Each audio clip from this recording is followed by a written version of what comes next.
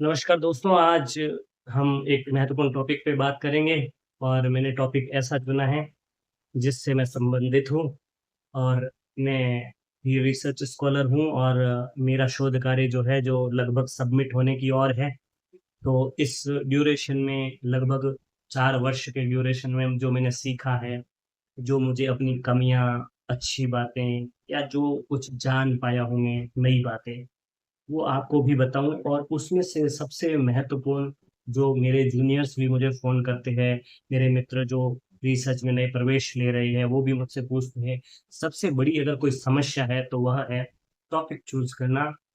ये जो रिसर्च का विषय है, इसका चयन करना एक बहुत बड़ी भेजामारी है क्योंकि यह वह होना चाहिए जो कि आपके इंटरेस्ट का भी हो, लेकिन सबसे महत्वपूर्ण बात है कि उस रिसर्च से आप विषय को क्या प्रदान कर रहे हैं और उसकी वाक़ई में प्रासंगिकता क्या है वर्तमान में, ये चीज़ें ध्यान रखनी पड़ती है। उसके बाद में टॉपिक का चयन होता है। तो उसके बारे में विस्तृत बात करेंगे अपन। तो टॉपिक का चयन कैसे किया जाए?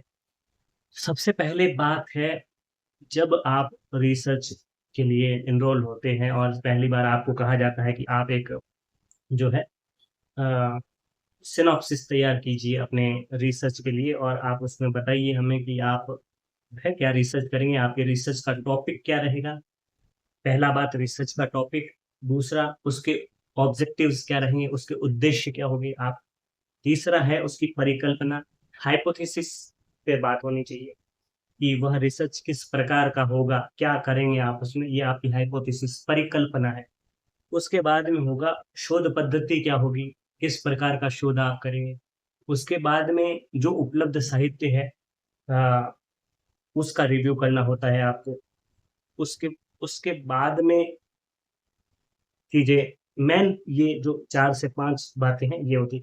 उसके बाद में चैप्टराइज़ेशन वगैरह वो तो आपसे हो जाएगा क्योंकि जब आपने एक टॉपिक चूज़ करके उसके उद्देश्य और परिकल्पना समझ लेते हैं आप, उसके बाद में शोध प्रबंध तक पहुँचना मुश्किल नहीं है। शोध की शुरुआत जितनी ज़्यादा मुश्किल है, उससे बहुत कम मुश्किल है शोध कार्य जो लास्ट में थीसिस लिखना या शोध प्रबंध जो हम लिखते हैं, वो इतना मुश्किल नहीं है जितना मुश्किल है शोध का विषय है, उसको तय करना, उसका चयन करना, उसको चूज़ करना। तो हमें पहला एक ध्यान रखना है कि आप जिस भी विषय है, उस विषय का जिस विषय में आपको इंटरेस्ट है, आपका पसंदीदा क्षेत्र है और आपको लगता है कि मैं कुछ नया कर सकता हूँ, बिना परेशानी के। थोड़ी परेशानी हो आंकड़े एकत्रित करते समय, लेकिन उससे समस्या नहीं, इंटरेस्ट में आपको परेशानियाँ लगती नहीं है, वो आपको स्वाभाविक लगता है।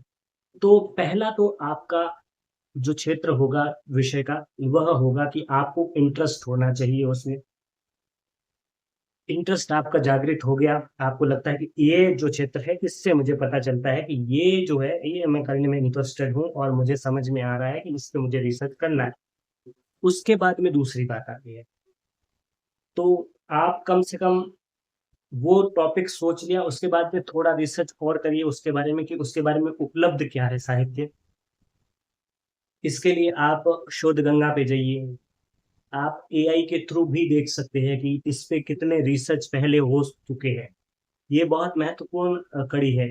इस स्तर पे आके आपको देखना है कि ये मैंने टॉपिक है, ये मुझे समझ में आ रहा है। उसके बाद में आप खंगालें।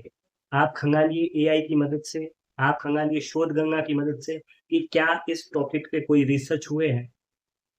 फिर आप देखेंगे कि उसमें कुछ रिसर्च हुए हुए मिलेंगे, कुछ ऐसे टॉपिक भी हो सकते हैं जिस पे रिसर्च नहीं हो, लेकिन बहुतायत में ऐसा मिलता है कि थोड़ा इधर-उधर करके उससे संबंधित कोई मिल ही जाता है रिसर्च।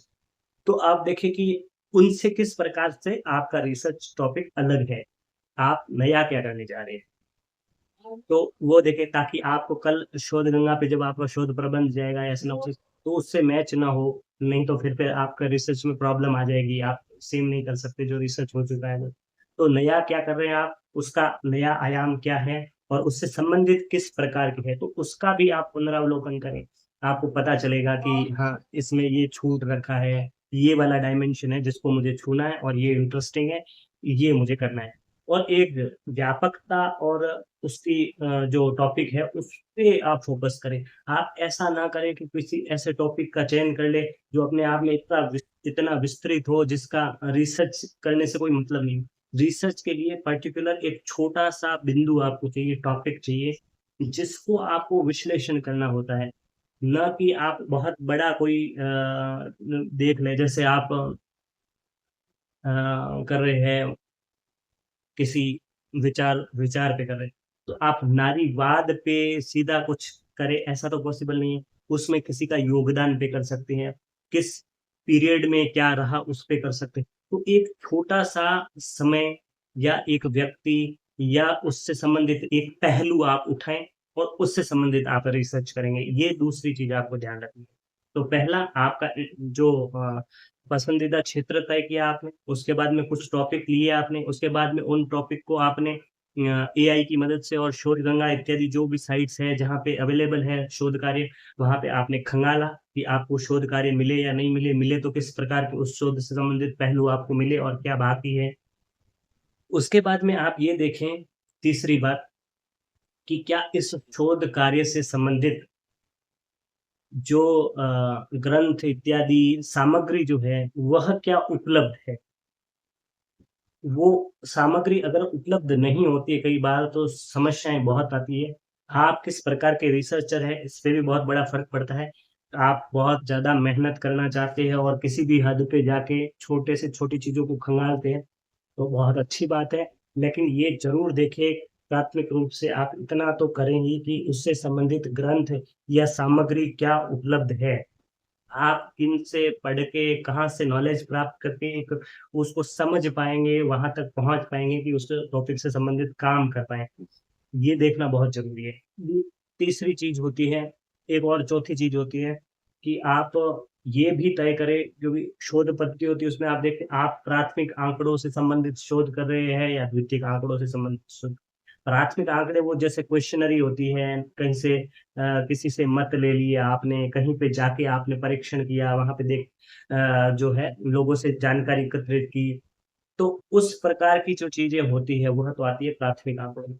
और ऐसी जो किसी शोध पत्रों से, किसी पत्रिकाओं से कोई पत्र जो है लेटर कलेक्शन है या मूल ग्रंथ है या उन पे लिखे हुए कोई और ग्रंथ है, उनसे जब आप सामग्री और विचार जब लेते हो और उसके ऊपर रिसर्च करते हो, तो वो द्वितीयक जो आंकड़े होते हैं।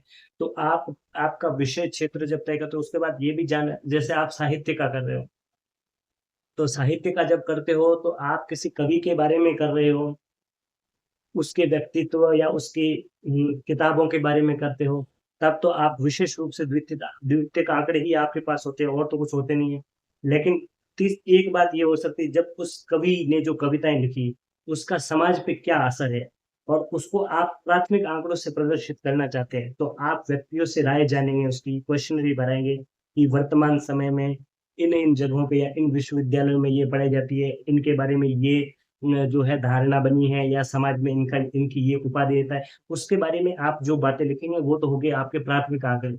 और इस प्रकार प्राथमिक और द्वितीयक आंकड़े जो हैं, इसके बारे में ध्यान रखें कि बाद में आपको कोई समस्या ही नहीं है क्योंकि आप कई बार अंतर्राष्ट्रीय रिलेशंस में इंटरनेशनल रिलेशंस के टॉपिक ले लेते हैं और उसके बाद में उनके गाइड कह देते हैं कि आप जाओ अफ़गानिस्तान, वहाँ से आंकड़े एकत्रित करो क्योंकि आपने अब जो टॉपिक तय किया है, वो इसी प्रकार का है।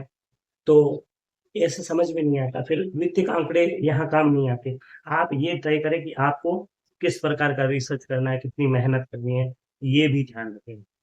उसके बाद में बात आती है उद्देश्य, क्योंकि अब आपका उद्देश्य लिखने का मतलब उद्देश्य और परिकल्पना आप लिख रहे हो। इसका मतलब एक स्टेज आप जो था उससे दूसरे स्टेज पे आ गए हैं जो कि बड़ा है।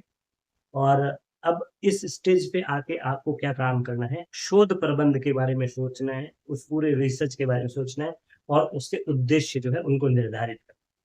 तो आप उद्देश्य निर्धारित करेंगे और परिकल्पना लिखेंगे, उसका सीधा-सीधा लेना-देना दोनों ही चीज़ों का है। आपका शोध प्रबंध किस प्रकार का होगा, उसमें कौन-सी चीज़ें आएगी, उसमें क्या आप देना चाहते हो वो आप स्पष्ट कर रहे हैं कि मैं इस शोध में जो है मेरे यह उद्देश्य है और यह परिकल्पना। तो ये दोनों परिकल्पना और उद्देश्यों को बहुत सोच समझ कर लिखें, क्योंकि कल आपके जब वाइवा होगा तो आपसे पूछा जाएगा कि आपने जो शोध प्रबंध लिखा है इसमें आपके कितने उद्देश्य पूर्ण होते हैं। तो आप बताओगे कि मैंने ये 5 या 6 उद्देश्य लिए थे, ये पूर्ण होते हैं। तो वो पूछ सकते हैं कि पहला उद्देश्य किस प्रकार, दूसरा उद्देश्य किस प्रकार पूरा होता है। आपकी हाइपोथेसिस में जो आपने लिखा है कि मैं इस प्रकार से कार्य करूँगा, इस प्रकार से अलग करना चाहता हूँ, ऐसा था, ऐसा होगा, तो ऐसा हुआ है या नहीं हुआ है? ऐसा हुआ है तो कितना कर पाए हैं? तो इनके जवाब जब वाइवा में आपको देने पड़ते हैं, तो आप परिकल्पना, हाइपोथेसिस और ऑब्जेक्टिव्स हैं, इसके बारे में कोशिश करें कि उनको इस प्रकार से लिखें कि आने वाले समय में जब आप 3 साल, 4 साल, 5 साल जब भी आप शोध प्रबंध लिखें और उसको सबमिट करवाएँ, तब आपके सामने समस्याएँ नहीं आए और ये आप ये नहीं सोचें कि उस समय मुझे नॉलेज नहीं थी। ये चीज़ें ध्यान रखने की है शोध से संबंधित। और भी मैं 1 या 2 वीडियोज़ बनाऊँगा कि शोध करते वक़्त क्या क ध्यान रखना चाहिए और शोध करते हैं तो हमें जो फेलोशिप मिलती है, वो किस प्रकार मिलती है। आप कमेंट करके बताइए कि मुझे किस पे और बनाना चाहिए इससे संबंधित, उस पे मैं वीडियो ज़रूर बनाऊँगा। आप अगर इस चैनल से जुड़े हैं तो आपका शुक्रिया, अगर नहीं जुड़े हैं तो चैनल को सब्सक्राइब कर दीजिए, लाइक कर दीजिए और शेयर कर दीजिए। धन्यवाद।